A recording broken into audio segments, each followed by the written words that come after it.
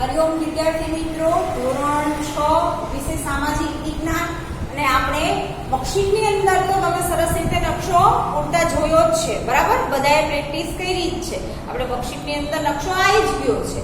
આજે બોર્ડ ઉપર તમને સમજૂતી સાથે કોઈ નકશાની વિગત કઈ રીતે પૂરશો, બરાબર?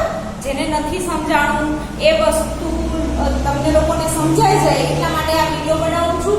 તો આની અંદર આપણે છઠ્ઠા ધોરણની અંદર ગુજરાતનો નકશો આવે છે, બરાબર? જે રાજ્યની અંદર આપણે રહીએ છીએ એ રાજ્યની માહિતી આપણે ખબર હોવી જોઈએ. ગુજરાત રાજ્યની અંદર જિલ્લા કેટલા છે, તાલુકા કેટલા છે, કઈ કઈ નદીઓ આવેલી છે, એ બધી જ વિગતો આપણે આ આપણા ગુજરાતના નકશાની અંદર પૂરી શકીએ છીએ, બરાબર? ગુજરાતની અંદર કયા કયા પાકો થાય છે એ બધી જ માહિતી આપને ખબર જ છે કે ભાઈ નકશા દ્વારા આપણે જાણી શકીએ છીએ, બરાબર? હવે આ નકશાની વિગત તમારે જાણવી છે ઘરે બેઠા, તો ભાઈ તમે ગૂગલ ની અંદર પણ ગુજરાતનો નકશો, રાજકીય એમ કહેવાય કે ભૌગોલિક નકશો કરો, બરાબર? કે એની નદીઓ વિશેનું કે એના પાકો વિશેનું અલગ અલગ નકશા તમને મળી રહેશે. એ ઉપરાંત જો એ ન કરવું હોય તો આપને ખબર જ છે કે ભાઈ તમારી પાસે એટલાસ છે, બરાબર? ઘરે તમારા પાસે એટલાસ ના હોય તો ભાઈ આગળના કોઈ વિદ્યાર્થી પાસેથી પણ તમે મેળવી શકો છો. એ એટલાસની અંદર પણ આપને નકશાઓની વિગત આપેલી છે, બરાબર? તો આજે એક્ઝામ્પલ સ્વરૂપે આપણે એ નકશાની વિગત જોશું. નકશાની અંદર પ્રોપર આપણે વસ્તુ દર્શાવવાની હોય છે, બરાબર? હવે ગુજરાતનો નકશો આ રીતે તમને આપેલો હોય તો અહીંયા જે 12 નો ભાગ છે, બરાબર? 12 ના ભાગની અંદર અરબ સાગર આવેલો છે,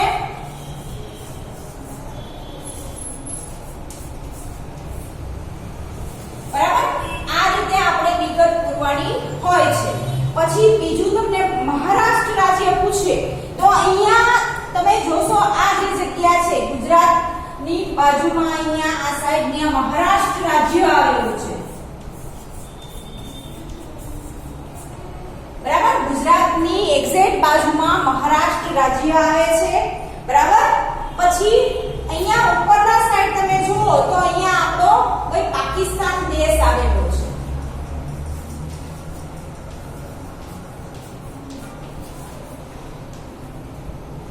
બરાબર? પછી કચ્છ તમને પૂછવામાં આવે તો ભાઈ અહીંયા આપણે કચ્છ દર્શાવી શકીએ છીએ, બરાબર? કચ્છનું રણ પૂછવું હોય તો આપણે ખબર જ છે કે ભાઈ આ આખો જે વિસ્તાર છે એ શું છે ભાઈ? કચ્છનું મોટું રણ. મોટું રણ પૂછવામાં આવે તો મોટું રણ, બરાબર? આ કચ્છનું મોટું રણ છે એવું આપણે કહી શકીએ છીએ. ક્લિયરલી તમને દેખાય એટલા માટે ટપકા નહોતા કર્યા, બરાબર? પછી કેટલા જિલ્લાઓ આવેલા છે, કયા કયા જિલ્લા છે ઈ વિગત આપણે જોઈએ. તો હવે આપણે અમદાવાદમાં રહીએ છીએ તો ભાઈ અમદાવાદ શહેર ક્યાં આવેલું છે એ આપણે જોવું હોય તો આપણે ખબર જ છે કે અમદાવાદ ગુજરાતના મધ્ય ભાગમાં, બરાબર? આ રીતે તમે વિગત પૂરી શકો છો. પછી તમને ખંભાતનો અખાત પૂછેલો, જે આ બે ખૂણા છે ગુજરાતના નકશાની અંદર, એ શું છે ભાઈ? અહીંયા આપણે ખબર જ છે કે ભાઈ અરબ સાગર છે. અરબ સાગરની અંદર અહીંયા ખંભાતનો અખાત આવેલો છે અને અહીંયા આપણે કચ્છનો અખાત.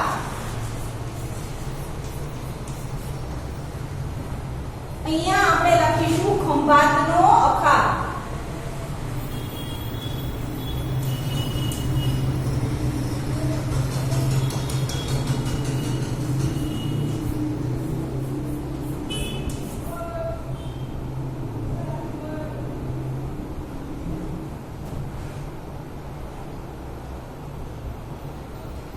પછી તમને રાજકોટ પૂછવામાં આવ્યું હોય તો રાજકોટ તમે અહીંયા દર્શાવી શકો છો, બરાબર?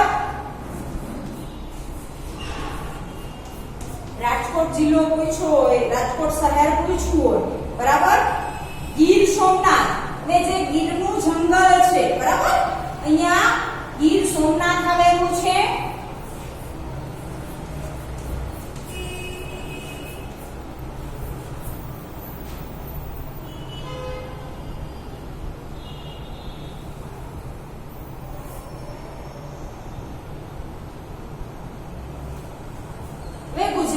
અંદર આ જે ભાગ જાય છે, બરાબર,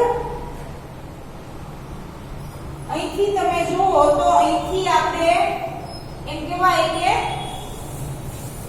આવી નિશાની નદીઓની હોય છે. સાબરમતી નદી અહીંયા જગ્યા નથી એટલે સાઈડમાં લખ્યું છે, બરાબર. આપણે ખબર જ છે કે ભાઈ અમદાવાદમાંથી સાબરમતી નદી પસાર થાય છે, બરાબર. એ રીતે નિશાની કરીને સાબરમતી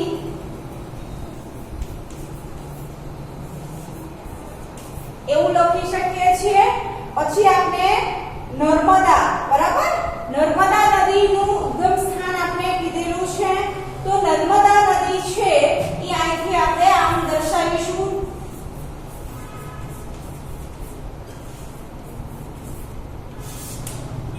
બરાબર, એ રીતે દર્શાવી શકાય છે.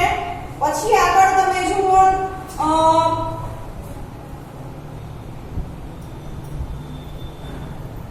રાજસ્થાન પૂછ્યું હોય તો આ ભાગની અંદર રાજસ્થાન આવેલું છે.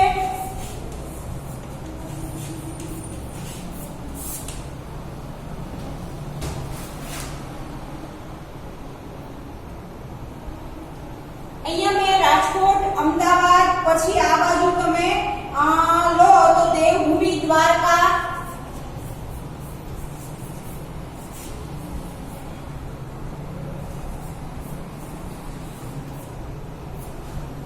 એવું લખી શકો છો, બરાબર. એની બાજુમાં જામનગર આવે છે.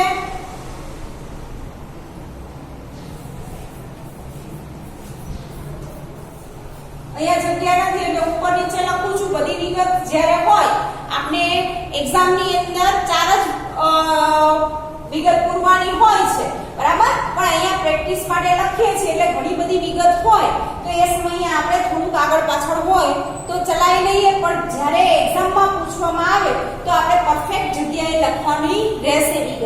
ખંભાતનો અખાત પૂછ્યો હોય તો કોઈ અહીંયા જ લખવો પડે નકશાની અંદર. એને તમે અહીંયા વચ્ચે દર્શાવી દો તો એ વસ્તુ ખોટી પડે છે, બરાબર. કચ્છનું મોટું રણ અહીંયા ઉપર છે તો ભાઈ ઉપર જ દર્શાવવું પડે, બરાબર. એને તમે અહીં નીચે ગીરના સોમનાથની જગ્યાએ દર્શાવી દો તો એ વિગત ચાલશે નહીં. વિદ્યાર્થી મિત્રો, એ રીતે તમારે આ નકશાની વિગત પણ આ રીતે તમે પૂરી શકો છો. આગળ આપણે જોઈએ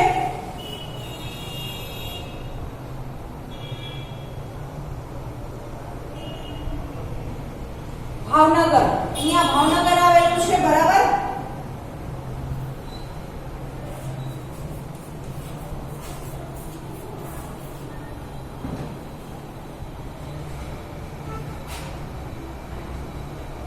આ જે આખો ભાગ છે એ સાબરમતી નદી અહીંથી આમ મેં દોરી કાઢી છે, બરાબર. સુરત અહીંયા આ સાઈડ આવશે. નર્મદા નદી એટલે કે સુરત અહીંયા આવશે,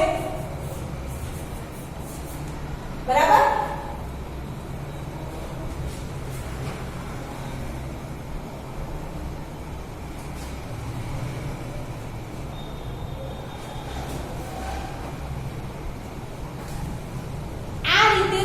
નકશાની અંદર વિગત પૂરી શકો છો. બહુ સહેલું છે ને, બરાબર. અઘરું નથી. આપણે પરફેક્ટ જગ્યાએ આપણે માહિતી પૂરવાની હોય છે. તો નકશાની અંદર તમે વારંવાર પ્રેક્ટિસ કરશો, બરાબર. તમને દોરતા આવડે તો તમે જાતે દોરી પણ શકો છો, બરાબર.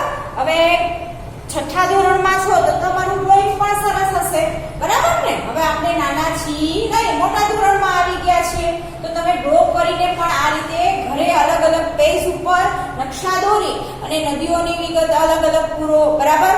તાલુકા પૂરો, જિલ્લા પૂરો, એ રીતે તમે આખા ગુજરાતનો અભ્યાસ કરી શકો છો, બરાબર. નકશાની મદદથી, બરાબર. આ વસ્તુ આપણે અત્યારે મોબાઈલની અંદર પણ ભાઈ ગૂગલ મેપ દ્વારા જોઈ શકીએ છીએ. આખા જેમ આપણે આ ગુજરાતનો નકશો છે એમ આપણે અમદાવાદ શહેરની અંદર લઈએ છીએ તો આખા અમદાવાદનો પણ નકશો બનેલો છે, બરાબર. કે અમદાવાદના દરેક વિસ્તારના નામ સાથેની માહિતી છે કે ભાઈ કયા વિસ્તારથી કયો વિસ્તાર કેટલા કિલોમીટર દૂર છે, કઈ જગ્યા ઉત્તરમાં છે, પશ્ચિમમાં છે કે પૂર્વમાં છે, એ બધી જ વસ્તુઓ આપણે નકશા ઉપરથી જાણી શકીએ છીએ, બરાબર. જે પણ વૈજ્ઞાનિકે મેપની શોધ કરી છે, નકશાની શોધ કરી છે, ખૂબ જ સરસ કરી છે કે જેના દ્વારા આપણે એ વિસ્તારની માહિતી સરળતાથી જાણી શકીએ છીએ, બરાબર.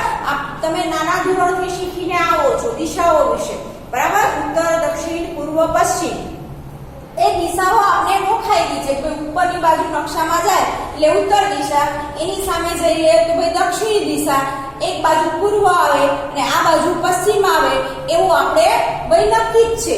આપણે આપણા એમ કહેવાય કે નાના ધોરણથી આ વસ્તુ શીખેલા છે. પછી આપણે ખૂણા યાદ છે, બરાબર? વાયવ્ય ખૂણો, દિશાના નામ યાદ રહી જાય, પછી ખૂણાના નામ યાદ રહી જાય.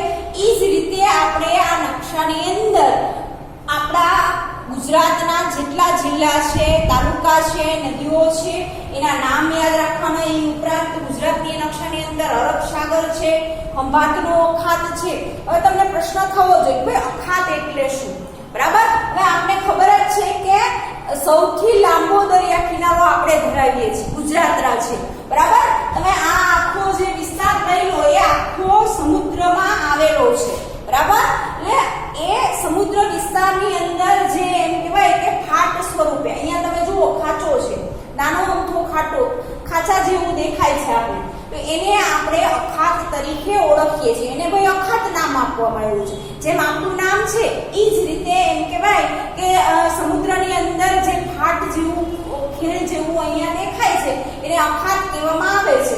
એને આ સાઈડ આપણે ખંભાતનો અખાત, શું કામ કે ભાઈ અહીંથી ખંભાત નજીક થાય છે તો ભાઈ ખંભાતનો અખાત છે, અને આ બાજુ કચ્છ નજીક છે એટલે ભાઈ કચ્છનો અખાત તરીકે આપણે ઓળખીએ છીએ. આ વસ્તુ પૂછવામાં આવે તો પણ આપણે યાદ રહેવી જોઈએ, બરાબર ને? હવે આગળ તમે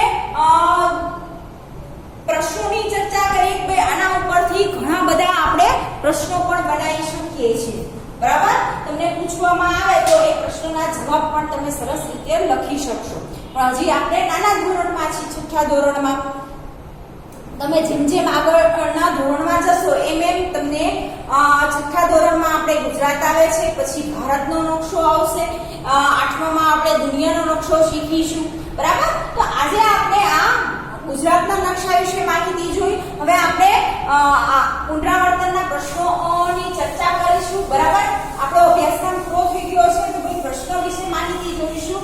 આ રીતે તમે નકશો દોરી અને વિગત પૂરી લખી શકો છો, બરાબર? અલગ અલગ અહીંયા તમે બહુ થોડી વિગત લીધી હતી, પણ તમારી ઈચ્છા હોય અને તમને જો એકવાર લખતા ફાવી ગયું તો ભાઈ આ વસ્તુ આપણે વારંવાર કરવી ગમે છે, બરાબર ને? તો એ રીતે તમે ઘરે નકશો લઈ અથવા તો કોઈ જાતે ડ્રો કરી ને પણ કરી અને આ વિગતો પૂરતા તમે શીખશો, બરાબર? એ તમે પ્રેક્ટિસ નહીં કરો તો યાદ રહેશે નહીં. તમે એમ વાંચી લો મને આ જગ્યા યાદ રહી ગઈ તો હું પૂરી શકીશ, એવું નહીં થાય. એટલે એના માટે આપણે પ્રેક્ટિસ કરવી પડશે, બરાબર? હવે આપણે પ્રશ્ન જોઈશું 15મા પાઠનું.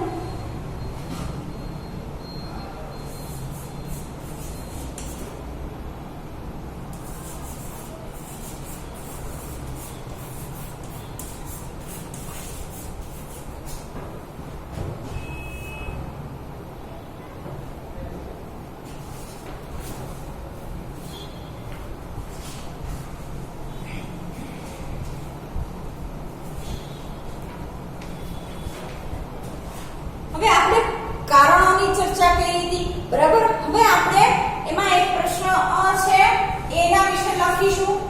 પહેલો પ્રશ્ન આપણે આપેલો છે કે સરકારની જરૂર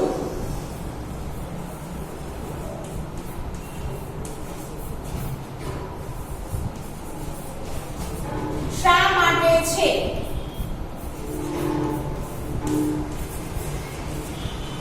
બરાબર? તો એની અંદર પહેલો પોઈન્ટ લખીશું દરેક દેશને જુદા જુદા નિર્ણયો લેવા માટે તેમજ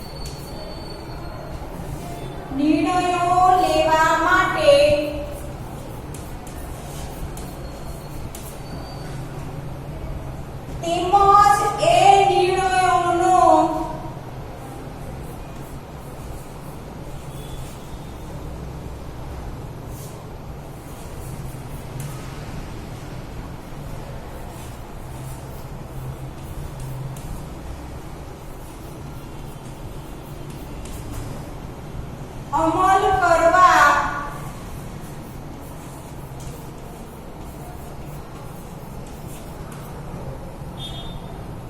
માટે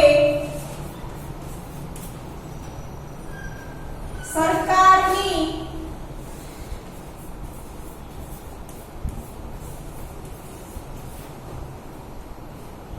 જરૂર છે.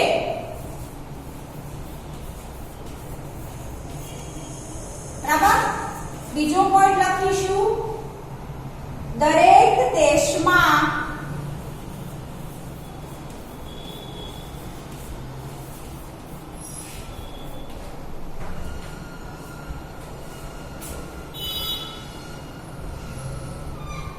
બંધારણ અનુસાર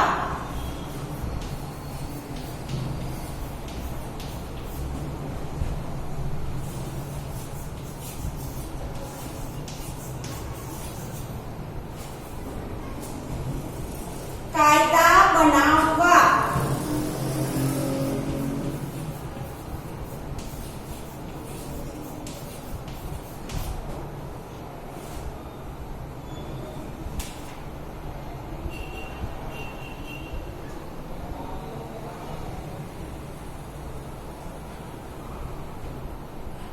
તેમને અમલમાં મૂકવા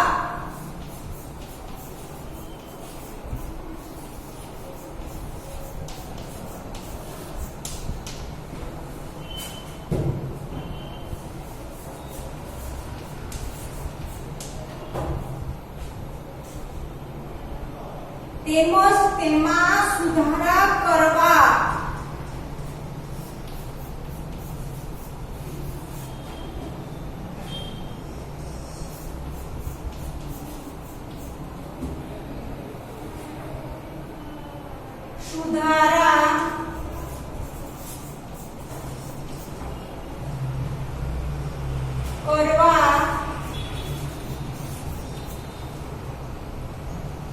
સરકારની જરૂર છે.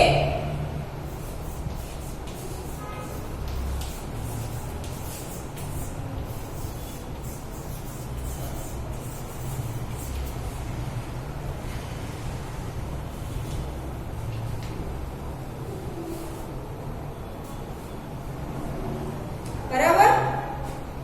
અહીંયા મેં બે પોઈન્ટ લખ્યા છે, આનાથી વધારે પોઈન્ટ છે. બરાબર. એક્ઝામ્પલ સ્વરૂપે તમે આ રીતે પોઈન્ટ વાઇઝ આપણે જવાબ લખી શકીએ છીએ કે ભાઈ સરકારની જરૂર શેના માટે પડે છે. બરાબર. તો પહેલું, આપણે દરેક દેશને જુદા જુદા નિર્ણયો લેવા માટે અથવા તો ભાઈ એ નિર્ણયોનો અમલ કરાવવા માટે આપણે સરકારની જરૂર પડે છે. પહેલો પોઈન્ટ આ રીતે લખી શકીએ છીએ.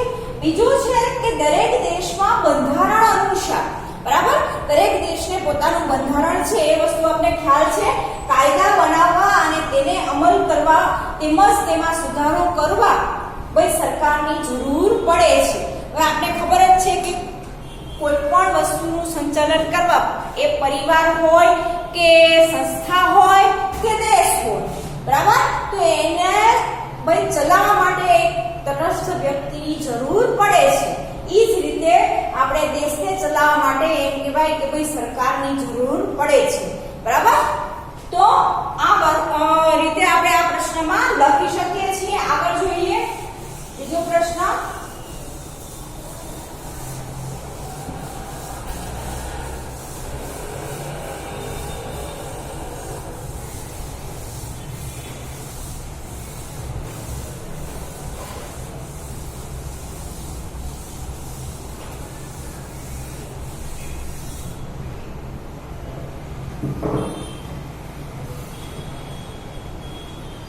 સરકારના મુખ્ય પ્રકાર કેટલા છે?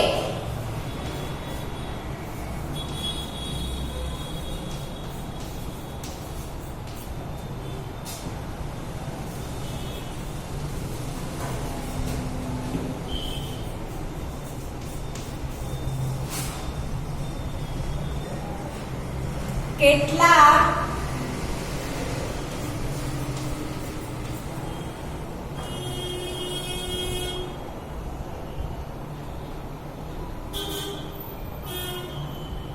અને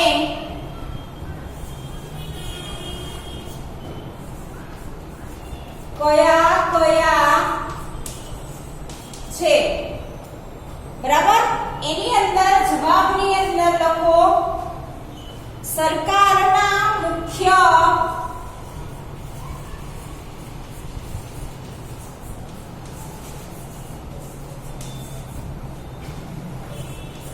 ત્રણ પ્રકાર છે, બરાબર. એમાં નંબર 1 છે લોકશાહી સરકાર,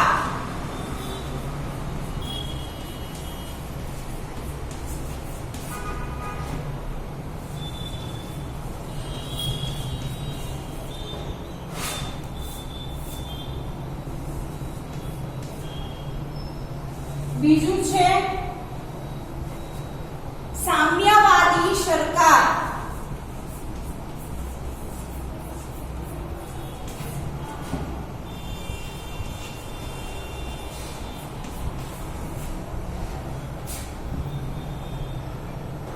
ત્રીજું છે રાજાશાહી સરકાર,